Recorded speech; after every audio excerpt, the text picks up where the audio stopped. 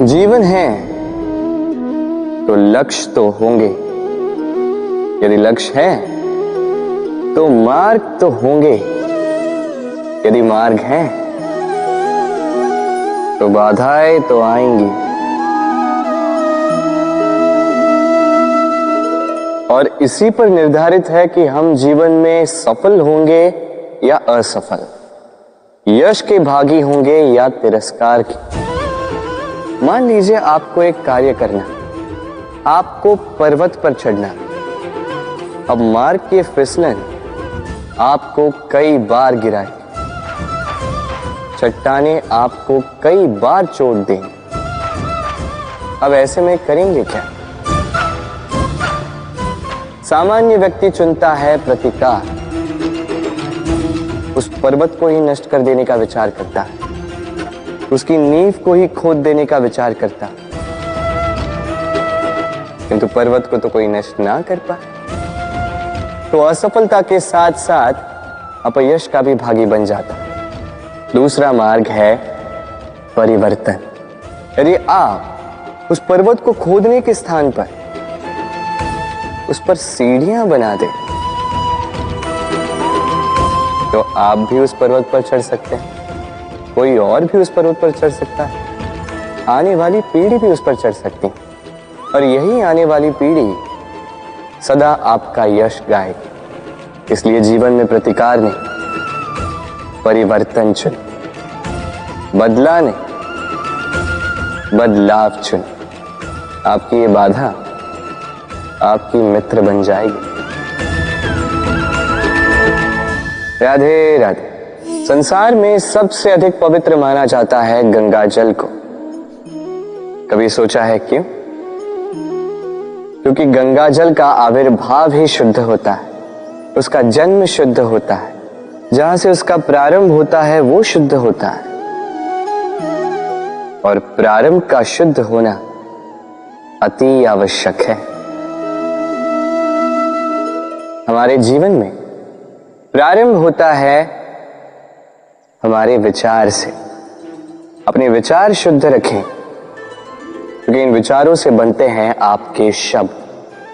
आपके शब्द शुद्ध रखें, क्योंकि इन शब्दों से आपके कार्य संपादित होते हैं। आपके कार्य शुद्ध रखें, क्योंकि ये कार्य बनाते हैं आपका स्वभाव। स्वभाव से बनती हैं आपकी आदतें, और आदतों से बनता है आपका चरित्र। और ये चरित्र संसार के समक्ष आदर्श के रूप में आता है। तो विचार से आदर्श तक की यात्रा शुभ तभी होगी जब आपके विचार शुभ होंगे। तो इस संसार में, इस जीवन में आपके विचार शुभ रखें, शुद्ध रखें। आपका मन प्रसन्न होकर बोलेगा राधे राधे।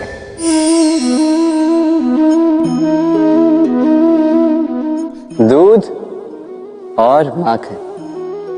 यदि मैं आपसे पूछूं कि इन दोनों में संबंध क्या है, आप कहेंगे सरल सी बात है, दूध से ही तो माखन बनता है। यदि मैं आपसे पूछूं कि इन दोनों में अंतर क्या है, तो कोई कहेगा एक तरल है तो दूसरा ठोस, कोई कहेगा एक जनक है तो दूसरी संतान। नहीं, इन दोनों में अंतर है शुद्धता का। माखन दूध से कहीं अधिक शुद्ध होता है। इस बात को कुछ इस प्रकार समझा जा सकता है। यदि कोई कीट आकर उस पात्र में गिरे जिसमें दूध गिरा है, तो आप क्या करते हैं? आप दूध को फेंक देते हैं। किंतु यदि कोई कीट आकर उस पात्र में गिरे जिसमें माखन रखा गया, तो आप क्या करते हैं? आप उस कीट को निकाल कर फेंक देते हैं। ये कीट मैला, ये कीट दूषित है। और यदि हमारा मन निर्मल ना हो, तो ये कीट हमारे मन को भी दूषित कर देगा, उसे मैला कर देगा। किंतु यदि हमारा मन माखन की भांति शुद्ध हुआ, तो कुविचार को स्वयं से जाना होगा। स्मरण रखिएगा, इस संसार में कीट तो रहेंगे, अब दूध बनना है या माखन, निर्णय आपका। राधे राधे। आपने जीवन में कभी न कभी किसी पौधे को जल तो दिया ही होगा।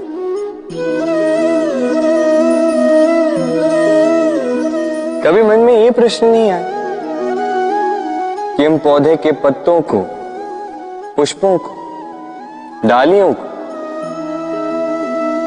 उन्हें तो हम कभी पानी नहीं देते, फिर भी कैसे उन तक पानी पहुंचता, फिर भी कैसे वो जीवित रहते।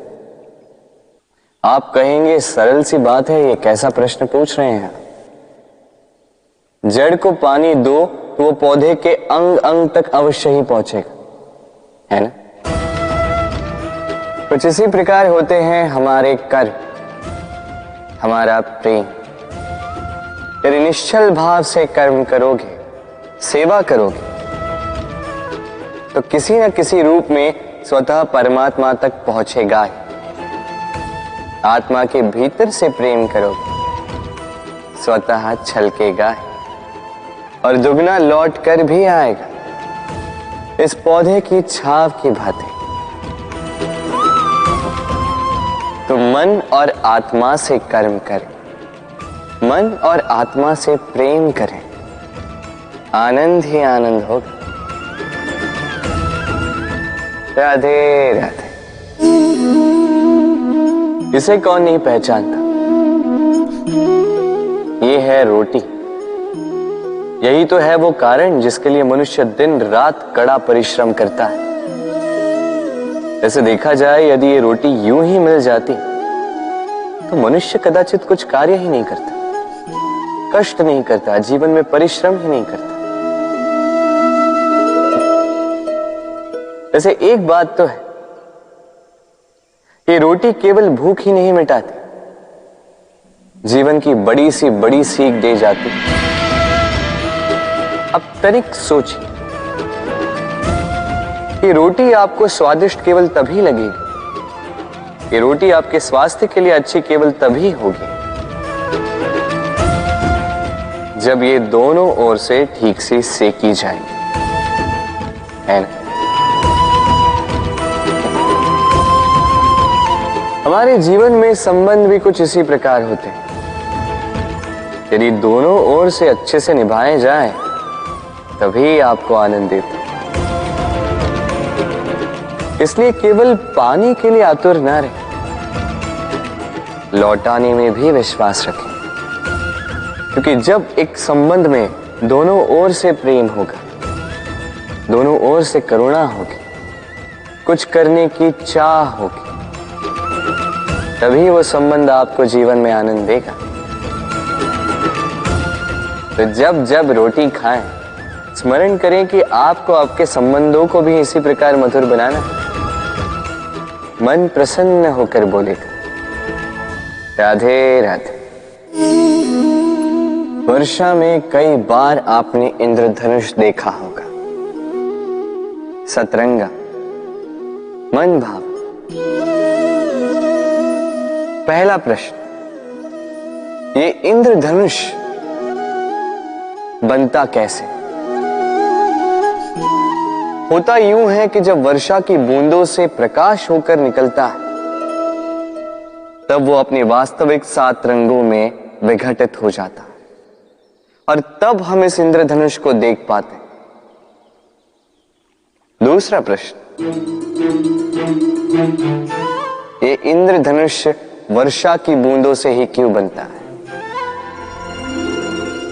कारण है शुद्धता। वर्षा की बूंदें शुद्ध होती हैं, आकाश से धरती की ओर गिरती हैं, किंतु स्वयं के लिए नहीं, धरती की प्यास बुझाने के लिए। और इसीलिए तो प्रकाश जैसी वेगवान तरंगों को विघटित कर जाती है, उसकी वास्तविकता सामने लाती है। यदि आप भी शुद्ध मन से परोपकार करोगे, औरों के लिए जियोगे, तो विश्वास कीजिए, कोई आपको छल नहीं पाएगा। बड़े से बड़ा प्रहार टूट जाएगा यदि आपके मन में प्रेम की शुद्धता है। राधे राधे।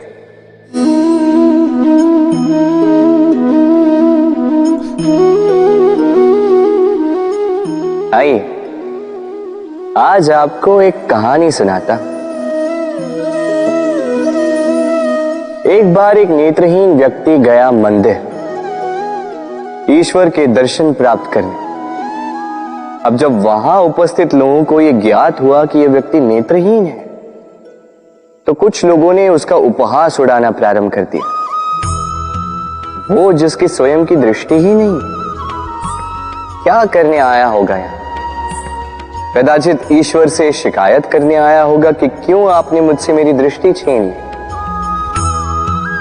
किंतु इन सभी बातों से उस नेत्रहीन व्यक्ति ने स्वयं को पीड़ित नहीं होने दिया। वो मुस्कुराया और उसने केवल एक बात कही, माना कि मेरे भाग्य ने मुझसे मेरी दृष्टि छीन ली, किंतु मैं अभागा नहीं, क्योंकि मेरा ईश्वर वो मुझे देख सकता है।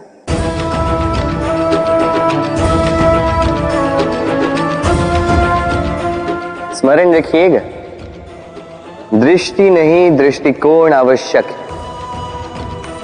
यदि आपका दृष्टिकोण शुभ हो तो अशुभ में भी शुभ स्वयं दिखने लगता है और मन